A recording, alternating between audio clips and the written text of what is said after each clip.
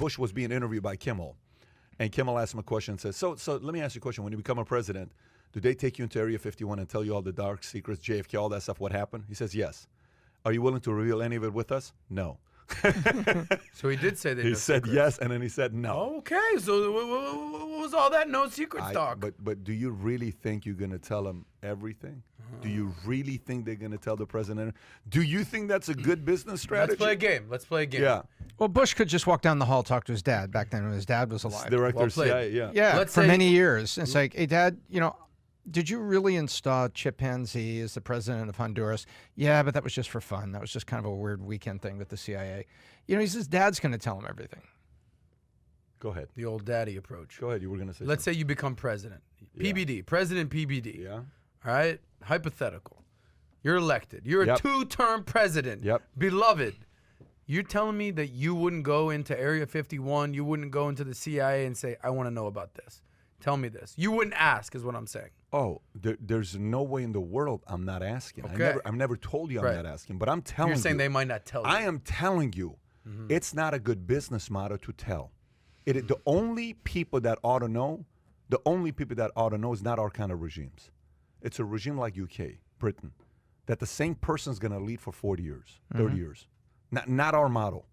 With the high turnover, the attrition rate. And here's why not our model.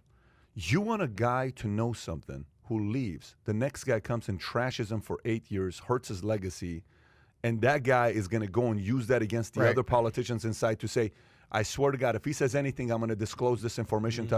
You don't think that kind of negotiations happens behind closed doors? No, there's certain things. It's too volatile. I'm with There's Pat. It's no just way too in the volatile. world it's a good strategy to tell presidents everything. No, it's just correct. And remember, we all, the first week of any presidency is retaliation politics, right?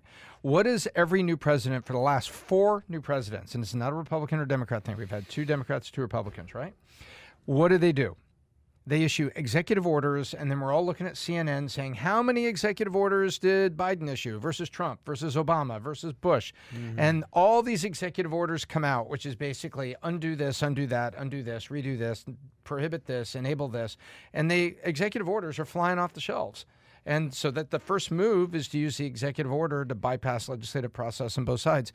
So you have retaliation politics and stuff. I'm with Pat. You don't tell those cats a lot of this stuff, because it's an impulsive, attention-based world. Yeah, you know what's really interesting? Hollywood did a reasonable job with it. There's a great book out called Charlie Wilson's War about the true story of. Wasn't it a movie? Yeah, I think Tom Hanks was in that. Yeah, and Julia Roberts. It's a great story. Hollywood did it. It was an entertaining Hollywood movie, but the book clearly showed, and there was a lot of people that commented on the book that said, no, this is the way it happens. So watch the movie with some popcorn, enjoy it, folks, but then go read the book, and you understand what the clandestine services group of our government is all about. And, I thought it was very interesting that a lot of people weighed in and said, hey, this book was written by Charlie Wilson. Yeah. But there's a bunch of things in here that are very accurate for the way that groups within your government have congressional hearings and do secret stuff. And so I don't want the new president to know everything. There's a lot of stuff that I think it's a risk. You don't want that. You don't. By the way, 130 people press thumbs up versus 11. So your Megalodon community, it's 11. The UFO community, 130. So that many people believe in You've the been watching alien Meg too many times with Jason Statham. I think that you just to take off 1 week and go back to your coming usual. For you, Meg. Go back to your usual. So let's talk about the story. This whole thing with microwaves. Well, okay. Can I say last thing? Yeah, go for it. That just shows how desensitized we are.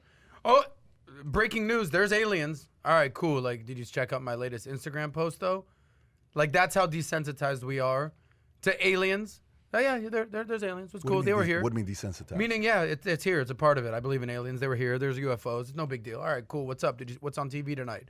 You see what happened in the Lakers game? Yeah, aliens. Where you think it ought to be on everybody's mind? If there's aliens, this is a sort of a bigger deal than what happened in the Lakers game last night, in my opinion. What a direct call out. You freaking guys. So yeah, you're I went telling there. me it's more important than a Lakers highlight game last night? Yeah. Shame on you.